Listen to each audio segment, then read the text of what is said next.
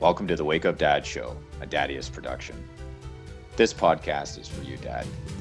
This is where we talk about all things related to dadhood, from parenting to relationships to financial and physical health. Your hosts, Dr. Scott and Dr. Evan, are two dads who are committed to helping you.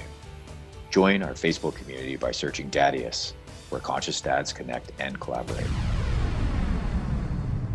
Hey dads, this is Dr. Evan. I'm co-host of the Wake Up Dad Show. In this show, we explore the 5 P's of dadhood: purpose, power, passion, parenting, and providing. In today's show, we're going to be focusing primarily on power, which is how to reach optimum health and take control of your life. In today's show, we have a really special guest. He's a dad of 2, ages 6 and 4, boy and a girl. He resides in Denver, Colorado. As a career, he is a vice president of product marketing at a government software company.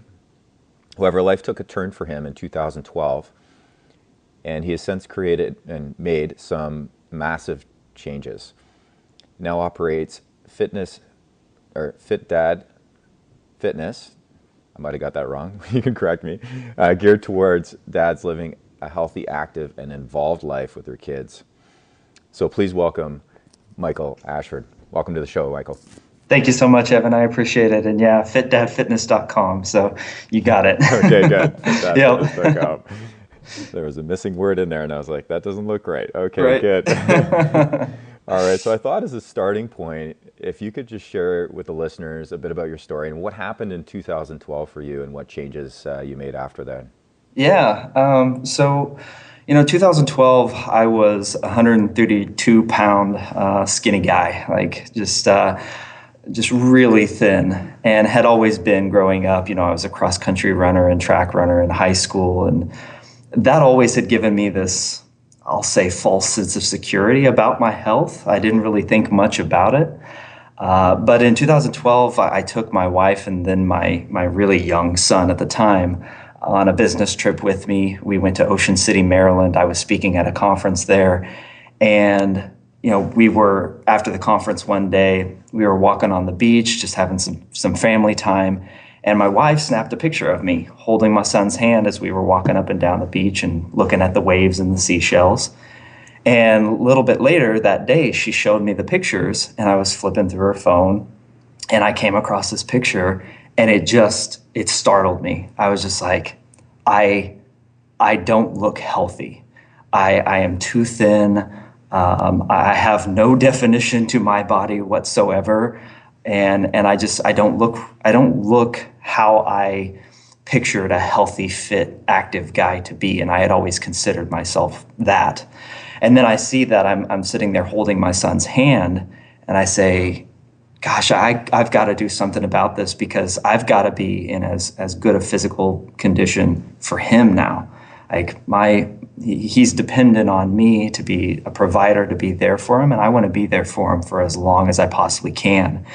And so that picture just snapped something inside of my brain. And as soon as we got back home from that trip, I joined a gym and have gone just all out in terms of health and fitness and being, being a promoter of that lifestyle specifically for dads, and not resting on the fact that I was just a skinny guy and saying that I was healthy at the time. So, it has morphed into something a little bit bigger. At first, it was all just kind of about me and getting myself right. But as I got into it, it became more of this. There's a lot of other dads out there who struggle with weight issues or health issues, or how to eat right, or what to do in the gym, or how do I get my kids active and involved, because childhood obesity is such an issue right now. And so it became this to where I launched Fit Dad Fitness to encourage other dads to be active, involved with their kids, so that they can live a full, healthy life with their children for as long as possible. Wow, and I was one of those dads that you're speaking of that was struggling with being underweight, and essentially, same thing happened for me. It was seeing pictures of myself in various different angles, and I was surprised that that I looked that way. And I didn't really see it until I saw the picture. It's amazing what pictures can do.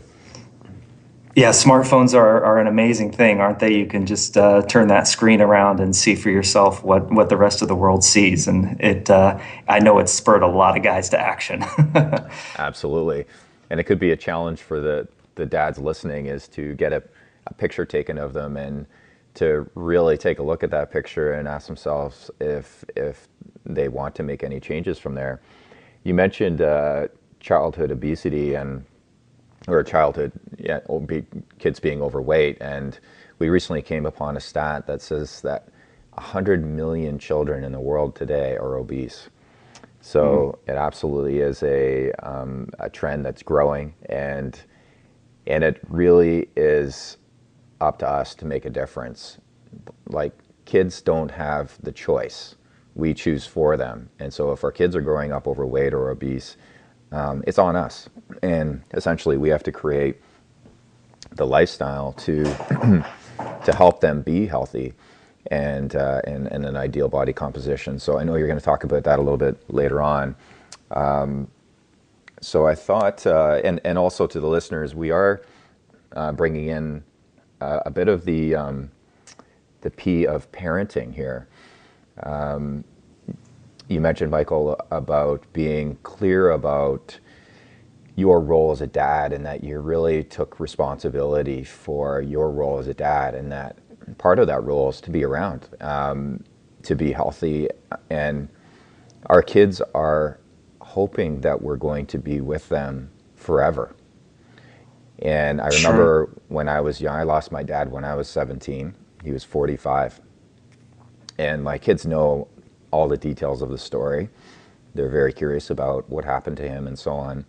But it set a fear into them that they would lose me as well. And so they would constantly ask me, like, Dad, are you going to die? Are you going to be here? Don't die. These sorts of things. And it was a constant reminder that I needed to really step up my game and to take ownership of my health. So let's dive in a little bit more here. Yeah. One of the things that we discussed prior to the show was developing healthy habits, healthy, powerful habits. Can you speak a bit more to that? Absolutely. I believe habits is obviously where it all starts in developing, those getting out of bad habits. A bad habit's never going to completely go away. You simply have to replace it with a better habit. And so it's almost like suppressing the bad, because that's imprinted, that habit that you had yourself in. Your brain is an amazing thing, and that it has the ability to recall those bad habits at any moment in time. And so while we can never completely get rid of them, it's all about establishing a new habit when you feel yourself being pulled in a certain direction to either eat wrong or not go exercise and instead, sit on the couch when you get home from work. So establishing habits has really been, I think, the foundation to my success in terms of just physically changing my body. We talked about seeing a picture earlier. It's not necessarily that I wanted, to be jacked and have all big muscles. That's certainly a nice side effect, but it was more about what are the habits that I'm going to establish in my life to be healthier and be around for my children as long as possible. And so one of the first habits was simply getting to the gym. That's a thing that a lot of guys struggle with. I understood that if I tried to go to the gym after work, it was never going to get done. I'm too wiped and too exhausted at the end of the day. And truly, that's the time of the day where I have the most time with my kids, and I wasn't willing to remove that time. I wasn't willing to take away from that time with my kids and my wife to go to the gym. That seemed to me to be a little bit too selfish. And so for me, it was simply, okay, if I'm going to get this done, I'm going to go in the morning and I'm going to go before work. And so I started backing up my the time where I set my alarm each week, just by a little bit, and getting up earlier and getting up earlier and going to the gym. And eventually, I now wake up at about 4:37 in the morning and go to the gym, do my thing, and then head into work. And it takes no effort or issue for me to get out of bed at that time, because it is a habit. There's a great book called The Power of Habit by Charles Duhigg that really just gets into how habits form and what your reward is. Well, your reward when you get up early and go to the gym, your reward is you feel better. You have more energy for the day. You look better, obviously, as you get into it. And as you begin to experience these rewards, your brain triggers it to the point where it becomes something that you do and you don't even have to think about it. So when that alarm goes off at 4:37 in the morning, I don't even think about it. I'm up, I put on my workout clothes, I kiss my wife goodbye, and I'm out the door. So, that bleeds into so many other areas of your life. The Power of Habit, that book, talks about how exercise is one of those baseline or foundational habits that can bleed over into everything else in your life, whether it be your job or your relationship with your spouse or your relationship and your time spent with your kids or how you handle your finances and your money. Establishing healthy habits in terms of physical activity is something that can be a foundational or pivot point habit that can bleed over into every other aspect of your life. And so just making that one commitment is so crucial to establishing those good habits. And it doesn't have to be one thing that I caution a lot of guys, and it's certainly my clients that I work with on a personal training level, is to establish a habit, it doesn't have to be that you go from 0 to 100. A lot of folks say, well, if I'm going to get in shape, I got to go to the gym 6 days a week and rest on Sunday, but, rest is in quotes, and I maybe go for a little run around my block. No, go to the gym twice a week to start and establish that on Tuesdays and Thursdays, those are days where you go to the gym. And as you get into that rhythm, you say, okay, I'm going to work up into a third day. I'm going to work up into a fourth day. Figure out what works for you best, but don't think that you have to establish that habit full speed right out of the gate. It takes time. It certainly does, but you will experience the benefits of it. Absolutely, and so true about it being a foundational habit, a pivot point for dads that require a shift in their life. It does bleed over into the other areas of life, whether it be nutrition, commitment to spending time with your kids or with your wife or what have you. I found for myself when I really started my journey, exercise, just as you say, was the pivotal point. And when I committed to a workout routine, and like you said, it doesn't have to be 0 to 100, but when I committed to my workout routine, it changed everything for me. It improved my confidence, and it also helped me realize that, and confidence, I kind of just skimmed over the word, but it's everything, like I think it really is. I think it makes such an impact in who we are as people, and our kids, they don't do as we say, they do as we do. Yeah. And if we're living confident, healthy lives, then guess what? Our kids are going to mirror that. So it really helped me really fall in love with myself, essentially, if I could put it any other way.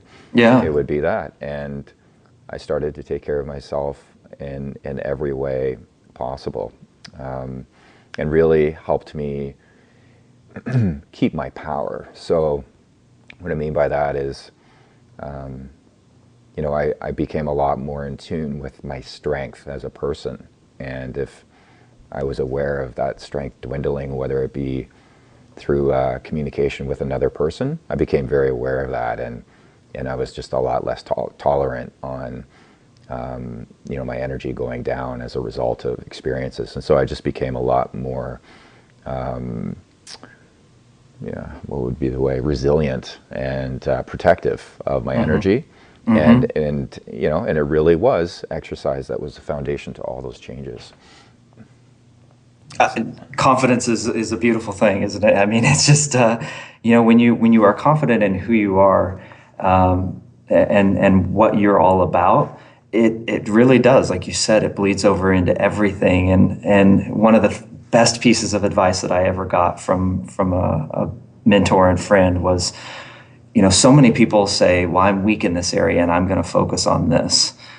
And the shift in mindset that you get when you have confidence in who you are and what you do best is you begin to focus on your strengths and how do you make those things better.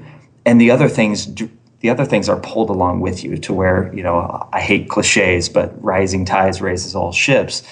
Your weaknesses are pulled along as a result of that. But if you focus on your strengths and what you're best at those things for a reason. You're best at those things because you're naturally inclinated to them, where you've put the most time and effort into those things, and you've grown them into a strength because you're most passionate about that.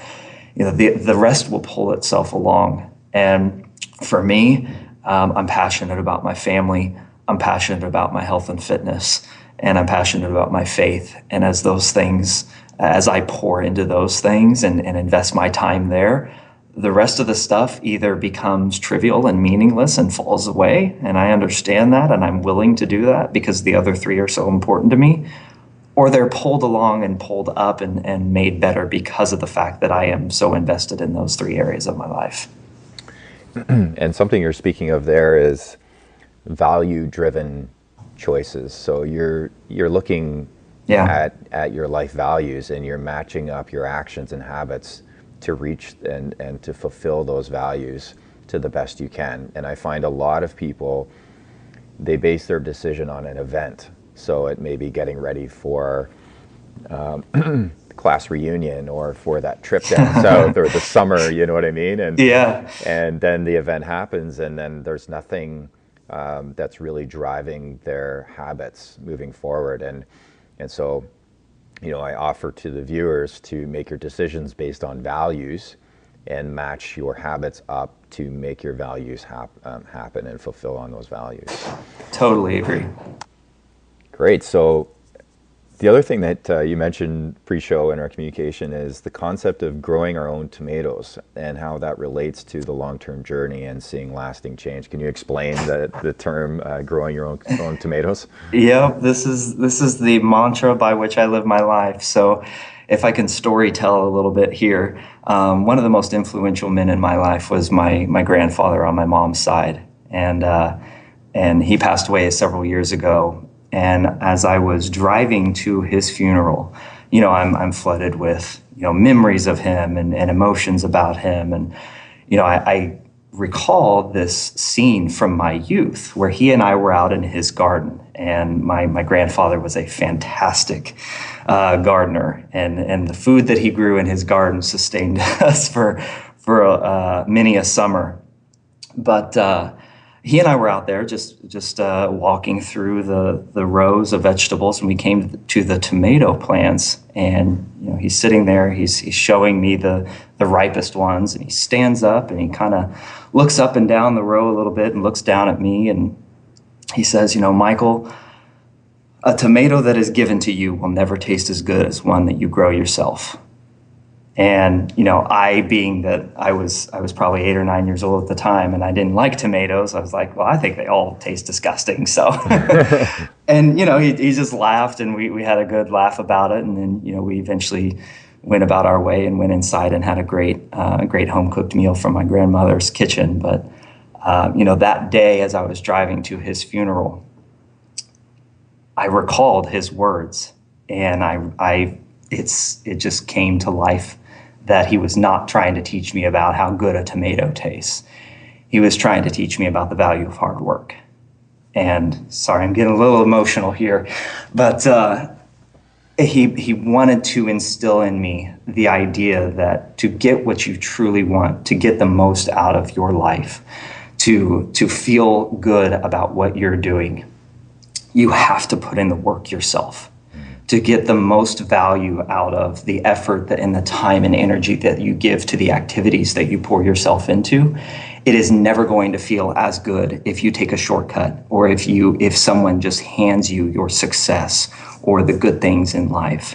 If you work for those things, if you pour your blood, sweat, tears, money into those things, that will always feel better and look better on you than that which is given to you. Not that, being given gifts and being favored upon is a bad thing, but he was just trying to teach me about the value of hard work through that little, saying, and that stuck with me. And that has been my mantra ever since that day, certainly, but it just reinvigorated my passion for fitness and teaching others that there are no shortcuts in the journey to living a healthy lifestyle. There is no perfection that can be attained. You will know when you feel like you are on the right path, but you won't know it if you're not doing the work to get to where you want to go, your next goal that you want to hit. There's no pill. There's no magic diet. There's no, weight loss solution. There's no, bodily injection that can give you the satisfaction of knowing that in my case, I've put over 5 years of work into the body that I have to ensure that I am around for my kids and that I am setting a good, healthy, fit example for my kids as long as possible. Nothing can replace that. That will always feel better than anything that's given to me. So that's the value of growing your own tomatoes, and that's what I preach is grow your own tomatoes. Grow, invest the time yourself to do the hard work, because it will be hard. It will not always be fun. There will be times where a storm knocks out your tomato plants, just like there are times where a storm in your life will kind of set you back and knock you down. You may get injured. You may run into financial hardship and have to figure out, do I keep the gym membership or not? Or do I figure out a way to exercise for free, which is totally possible, by the way. Just all that stuff, it so relates to that lesson that my grandfather was trying to teach me. Wow, I love it. And I've read over, and I actually would recommend to the viewers to check out your blog. You write very well, and you did write about this subject of hard work. And I like how you just let people know, it's going to be hard work. It might have been a post that you wrote that in on your Instagram, and it's true. It requires a habit, number one, and the execution of the habit. If you're going to be going to the gym and lifting weights, well, there's going to be some effort put into that. And and when we challenge our body to grow, then we grow our own tomatoes. It's not going to just happen. And I often will say this to people I work with, like you. I work with people all over the world and helping them transform their body, their health.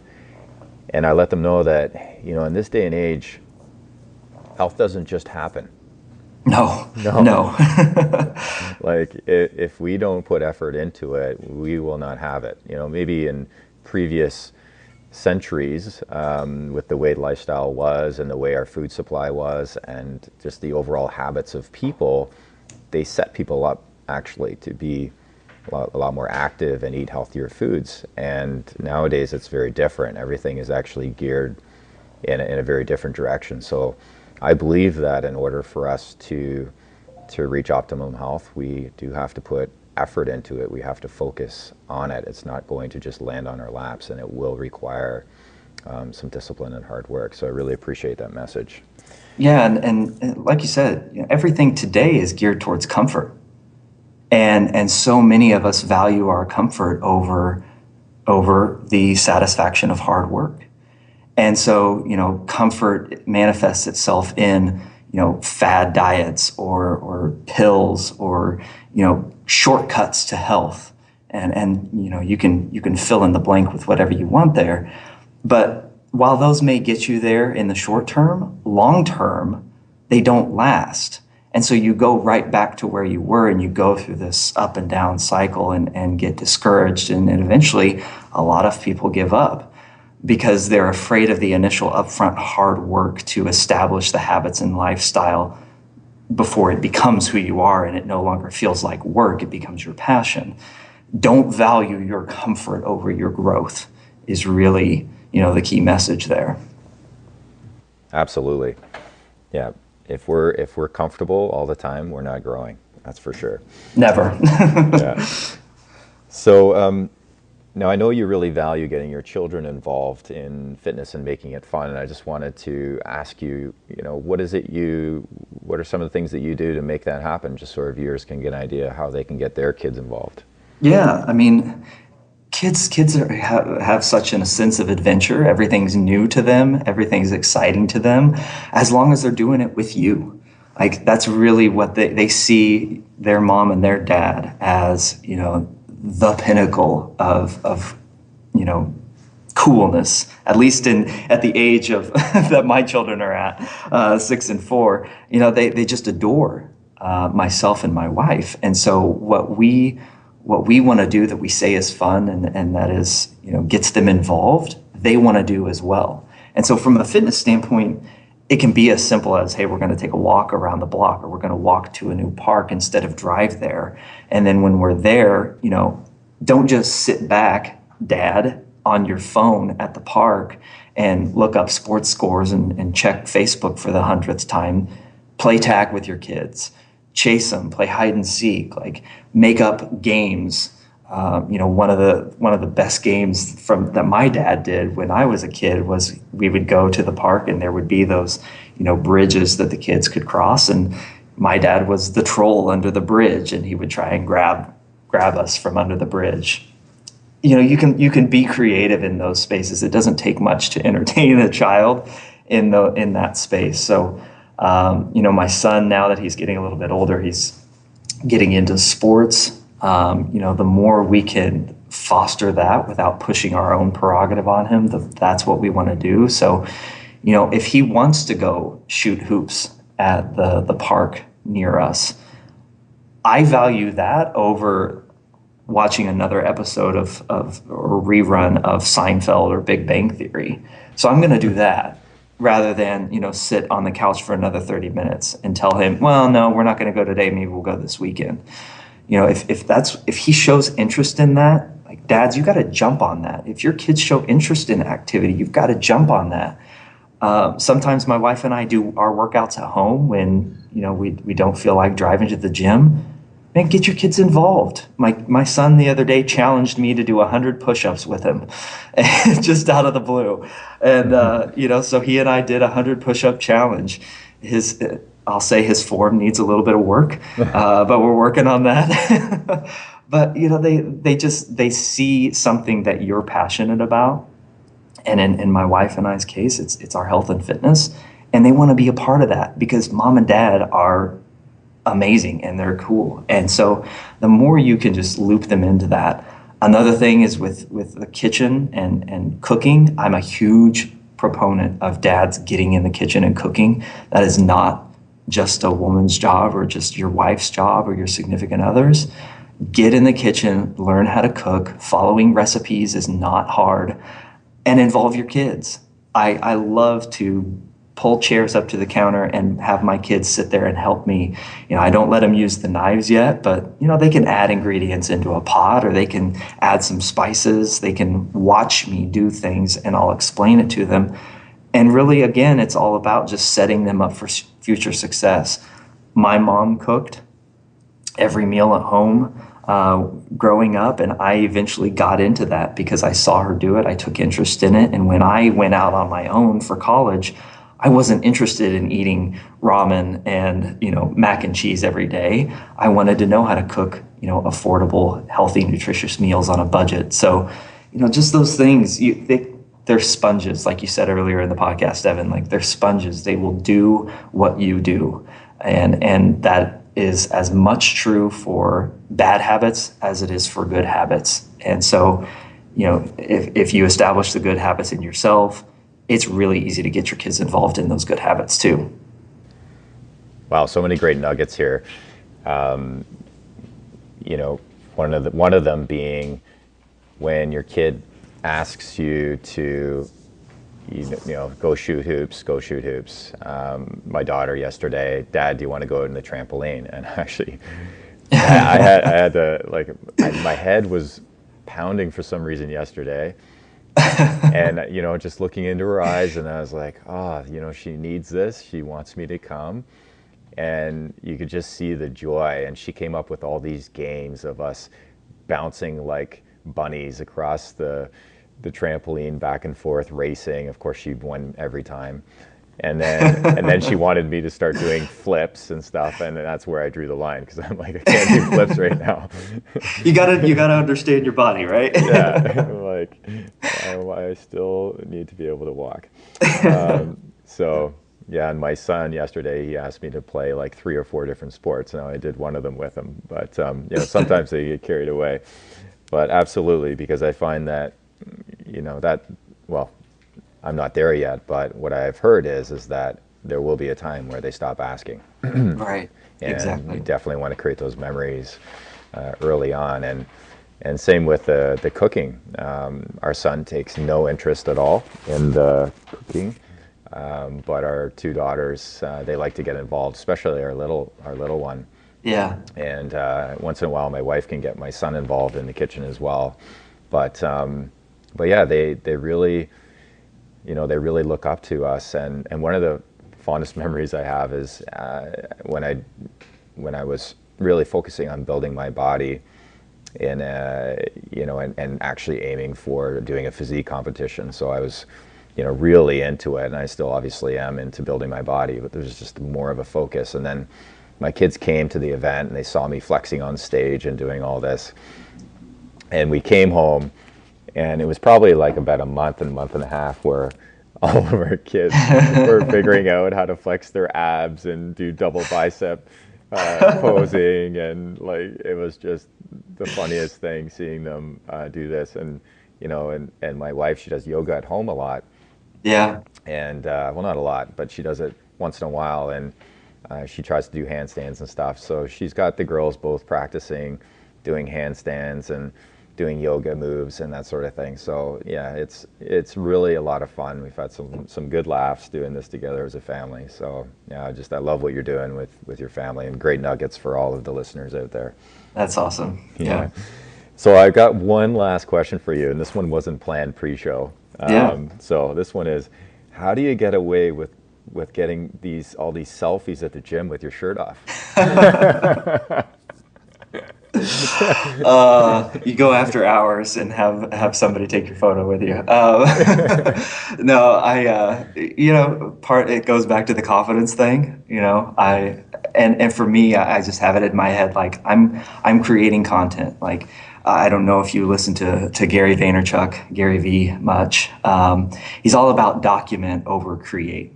Don't try to create the perfect moment in your life to then post on social media. What is of more value to people is when you document what you're doing right then and there. And for me, so I see it as content, a content opportunity to document something that's going on in my life right now. And I do have a gym that I go to where I do create content. I take one of my friends, and he's a really good photographer, and he goes with me, and we do create some content there. But yeah, I have in the back of my mind, like, yeah, it might be embarrassing, for maybe a couple seconds, because you always think everyone's looking at you all the time. But most of the time, people just shrug it off as it's a gym. People are working on their bodies and want to document it. So awesome. I will say, that the first moment where you're lifting your shirt up over your head, you're like, what am I doing? Yeah, absolutely. Well, I definitely, viewers, or listeners to check out his Instagram page. It's a great page. Michael's got quite a bit of muscle mass on there. He's well built. He's done great work over the 5 years. So definitely to be commended on the the physique that you've created. Thank you. And yeah, definitely something that I'm going to move towards is seeing if I can get the shirt off at the gym. All right. It takes guts. Yeah, it does. Or a lack of, maybe. Yeah, it's good. I like it. So I really want to thank you for taking the time out of your day. I know you're a busy man, and I know you're helping a lot of people around the world, and you've got your career, your family, and everything else. So, really blessed to have you on the show. I really appreciate it. Thank you so much, Evan. I greatly appreciate you having me on, and happy to do it. Great. Maybe we can have you back someday. Absolutely.